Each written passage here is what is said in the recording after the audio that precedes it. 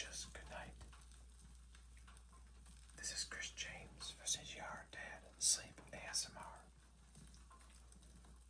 I'm here to help you fall asleep, and more importantly, stay asleep. So let's turn off the day, settle in, and get into a story together.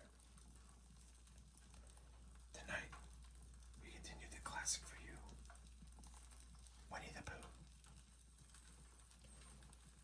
Chapter 9, in which Piglet is entirely surrounded by water. It rained, and it rained, and it rained. Piglet told himself that never in all his life, and he was goodness knows how old, 3, was it, or 4, never had he seen so much rain, days and days and days. If only, he thought, as he looked out of the window, I had been in Pooh's house, or Christopher Robin's house, or Rabbit's house when it began to rain. Then I should have had company all this time, instead of being here all alone, with nothing to do except wonder when it will stop. And he imagined himself with Pooh saying, "Did you ever see such rain, Pooh?" And Pooh saying, "Isn't it awful, Piglet?" And Piglet saying, "I wonder how it is over Christopher Robin's way." And Pooh saying, "I should think poor old Rabbit is about flooded out by this time." It would have been jolly to talk like this, and really, it wasn't much good having anything exciting like floods if you couldn't share them with somebody. For it was rather exciting, the little dry ditches in which Piglet had nosed about so often had become streams. The little streams across which he had splashed were rivers, and the rivers between whose deep banks they had played so happily had sprawled out of its own bed and was taking up so much room everywhere that Piglet was beginning to wonder whether it would be coming into his bed soon. "It's a little anxious," he said to himself, "to be a very small animal entirely surrounded by water. Christopher Robin and Pooh could escape by climbing trees, and Kanga could escape by jumping, and Rabbit could escape by burrowing, and Owl could escape by flying, and Eeyore could escape by making a loud noise until rescued. And here am I, surrounded by water, and I can't do anything." It went on raining, and every day the water got a little higher, until now it was nearly up to Piglet's window, and still he hadn't done anything. "There's Pooh," he thought to himself. "Pooh hasn't much brain, but he never comes to any harm. He does silly things, and they turn out all right. There's Owl. Owl hasn't exactly got brain, but he knows things. He would know the right thing to do." When surrounded by water, there's Rabbit. He hasn't learned in books, but he can always think of a clever plan. There's Kanga. She isn't clever, Kanga isn't, but she would be so anxious about room that she would do a good thing to do without thinking about it. And then there's Eeyore, and Eeyore is so miserable anyhow that he wouldn't mind about this, but wonder what Christopher Robin would do. Then suddenly he remembered a story which Christopher Robin had told him about a man on a desert island who had written something in a bottle and thrown it in the sea. And Piglet thought that if he wrote something in a bottle and threw it in the water, perhaps somebody would come and rescue him. He left the window and began to search his house. All of it that wasn't underwater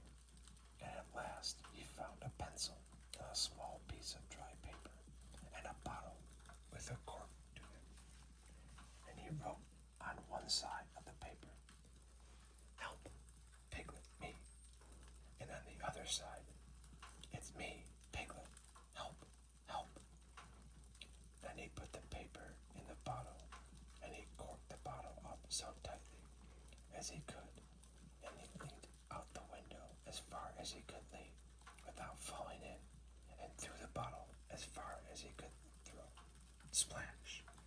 And in a little while, it bobbed up again on the water, and he watched it floating slowly away in the distance until his eyes ached with looking, and sometimes he thought it was the bottle, and sometimes he thought it was just a ripple on the water which he was following, and then suddenly he knew that he would never see it again, and that he had done all that he could do to save himself. So now he thought, somebody else will have to do something, and I hope they will do it soon, because if they don't, I shall have to swim, which I can't, so I hope they do it soon. And then he gave a very long sigh and said, "I wish Pooh were here. It's so much more friendly with two." When the rain began, Pooh was sleeping. It rained, and it rained, and it rained, and he slept, and he slept, and he slept. He had had a tiring day. You remember how he discovered the North Pole? Oh, he was so proud of that he asked Christopher Robin if there were any other poles, such as a pair of little brain might discover. "There's the South Pole," said Christopher Robin, "and I expect there's an East Pole and a West Pole, though people don't like talking about them." Pooh was very excited when he heard this, and suggested that they should have an expedition to discover the East Pole. But Christopher Robin had thought of something else to do with Kanga, so Pooh went out to discover the East Pole by himself. Whether he discovered it or not, I forget, but he was so tired when he got home that, in the very middle of his supper, after he had been eating for a little more than half an hour, he fell fast asleep in his chair and slept and slept and slept. Then suddenly he was dreaming. He was at the East Pole, and it was a very cold pole with the coldest sort of snow and ice all over it. He had found a beehive to sleep in, but there wasn't room for his legs, so he had left them outside. And wild woozles, such as inhabit the East Pole, came and nibbled all the fur off his legs to make nests for their young. And the more they nibbled, the colder his legs got, until suddenly he woke up with an owl. And there he was, sitting in his chair with his feet in the water and water all around him. He splashed to his door and looked out. "This is serious," said Pooh. "I must have an escape." So he took his largest pot of honey and escaped.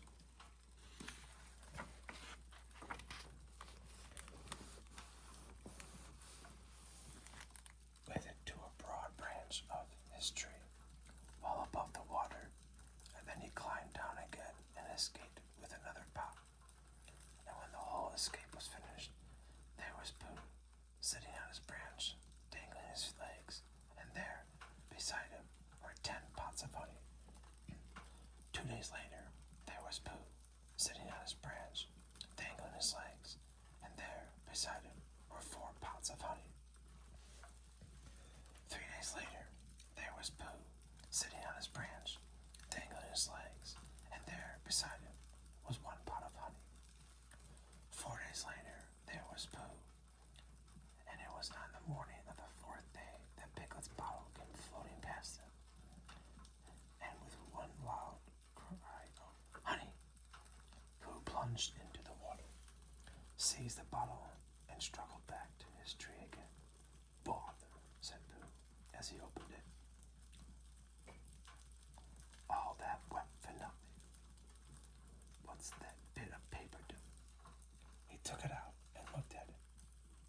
message, he said to himself. That's what it is. And that letter is a P. And so is that. And so is that. And P means Pooh. So it's a very important message to me. And I can't read it. I must find Christopher Robin, or Owl, or Piglet. One of those clever readers who can read things.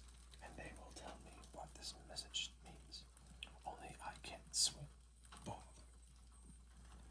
Then he had an idea, and I think that for a bear of very little brain, it was a good idea.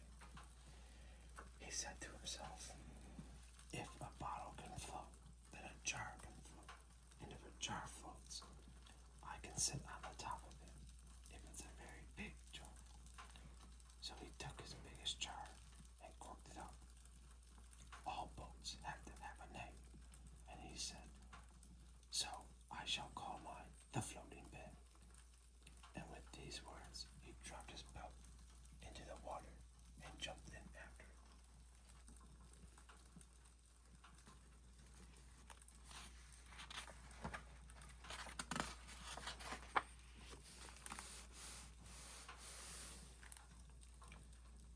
For a little while, Pooh and the floating bear were uncertain as to which of them was meant to be on top.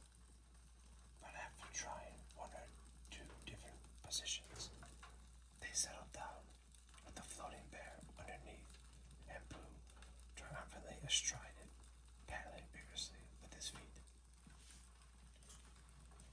Christopher Robin lived at the very top of the forest. It rained, and it rained, and it rained, but the water couldn't come up to his house. It was rather jolly to look down into the valleys and see the water all around him, but it rained so hard that he stayed indoors most of the time and thought about things. Every morning he went out with his umbrella and put a stick in the place where the water came up to. And every next morning he went out and he couldn't see the stick anymore. So he put another stick in the place where the water came up to, and then he walked home again. And each morning he had a shorter walk than he had had the morning before. On the morning of the 5th day, he saw the water all round him and knew that for the first time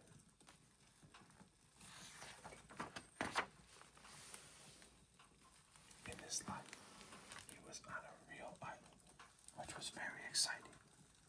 It was on this morning that Owl came flying over the water to say, how do you do, to his friend Christopher Robin. I say, Owl, said Christopher Robin, isn't this fun? I'm on an island. The atmospheric conditions have been very unfavorable lately, said Owl. The what? It has been raining, explained Owl. Yes, said Christopher Robin, it has. The flood level has reached an unprecedented height. Though there's a lot of water about, explained Owl. Yes, said Christopher Robin, there is. However, the prospects are rapidly becoming more favorable. At any moment, have you seen Pooh? No. At any moment. I hope he's alright, said Christopher Robin. I've been wondering about it. I expect Piglet's with him. Do you think they're alright, Owl? I expect so. You see, at any moment, do go and see Owl, because Pooh hasn't got very much brain, and he might do something silly, and I do love him so. Owl, do you see Owl? That's alright, said Owl. I'll go. Back directly, and he flew off. In a little while, he was back again. Pooh isn't there, he said. Not there. He's been there. He's been sitting on a branch of his tree outside his house with 9 pots of honey. But he isn't there now. Oh, Pooh, cried Christopher Robin. Where are you? Here I am, said a growly voice behind him. Pooh! They rushed into each other's arms. How did you get here, Pooh? Asked Christopher Robin when he was ready to talk again.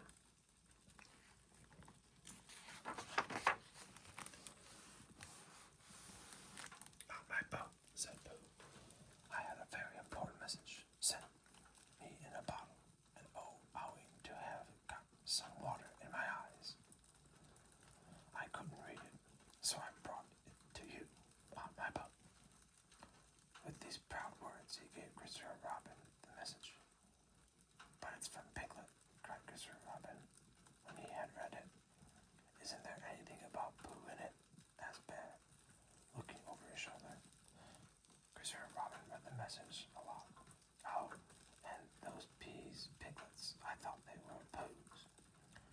We must rescue him at once. I thought he was with you, Pooh. Oh, could you rescue him on your back? I don't think so, said Owl, after grave thought. It is doubtful if the necessary dorsal muscles. Then would you fly to him at once and say that rescue is coming? And Pooh and I will think of a rescue and come as quick as ever we can. Oh, don't talk, Owl. Go on quick. And still thinking of something to say, Owl flew off. Now then, Pooh, said Christopher Robin, where's your boat? I ought to say, explained Pooh, as he walked down to the shore of the island, that it isn't just an ordinary sort of boat. Sometimes it's a boat, and sometimes it's more of an accident. It all depends. Depends on what? On whether I'm on the top of it or underneath it.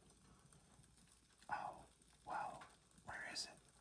There, said Pooh, pointing proudly to the floating bear. It wasn't what Christopher Robin expected, and the more he looked at it, the more he thought what a brave and clever bear Pooh was. And the more Christopher Robin thought this, the more Pooh looked modestly down his nose and tried to pretend he wasn't. But it's too small for two of us, said Christopher Robin, sadly. 3 of us with Piglet. That makes it smaller still. Oh, Pooh Bear, what shall we do? And then this bear, Pooh Bear, Winnie-the-Pooh, FOP, friend of Piglet's, RC, Rabbit's companion, PD, Bolt's comforter, EC, and TF, Eeyore's comforter, and Tailfinder. In fact, Pooh himself said something so clever that Christopher Robin could only look at him with mouth open and eyes staring, wondering if this was really the bear of very little brain, whom he had known and loved so long. We might go in your umbrella, said Pooh.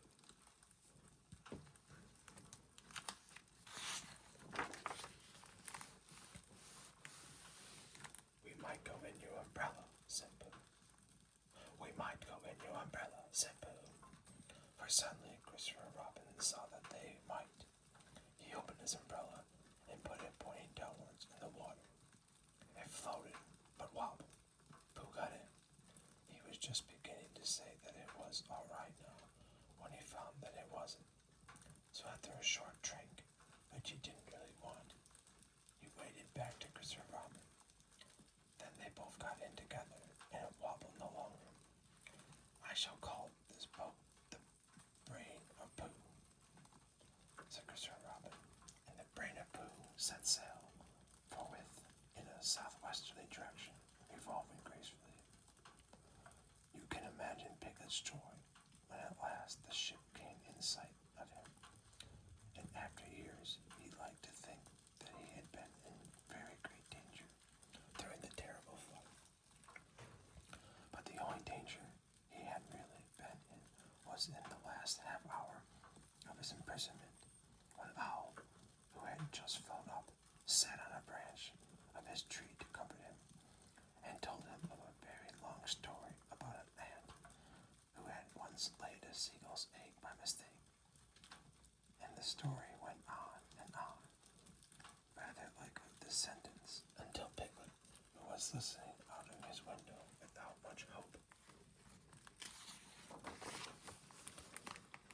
went to sleep quietly and naturally, slipping slowly out of the window towards the water until he was only hanging on by his toes, at which moment, luckily, a sudden loud squawk from Owl, which was really part of the story, being what his aunt said, woke the Piglet up and just gave him time to jerk himself back and say, "How interesting." And did she? When, well, you can imagine his joy when at last he saw the good ship, the Brain of Pooh, Captain Sea Robin, First Mate P. Bear, coming over the sea to rescue them. Christopher Robin and Pooh again. And as that is really the end of the story, and I am very tired after that last sentence, I think I shall stop there.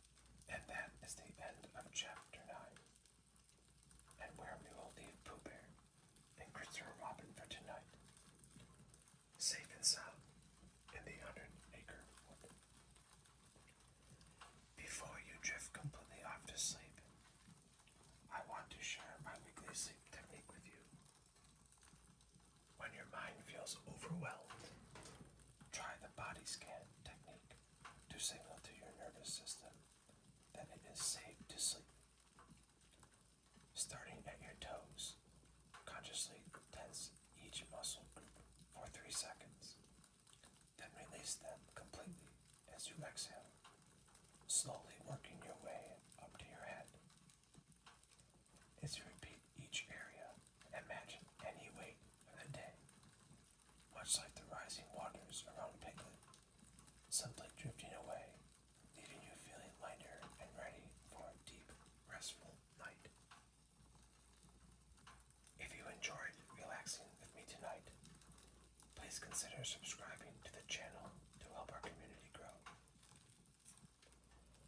From Chris James at CJR Dad Sleep ASMR. Happy sleep, pleasant dreams.